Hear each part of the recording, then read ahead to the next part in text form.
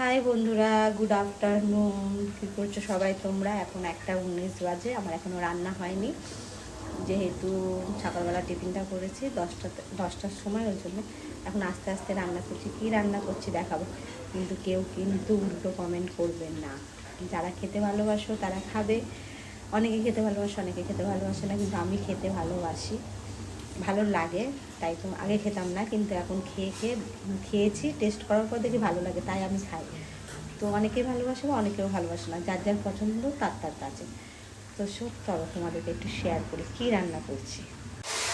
দিলে মেটে পা, আর দেখো এই যে চামড়া আছে,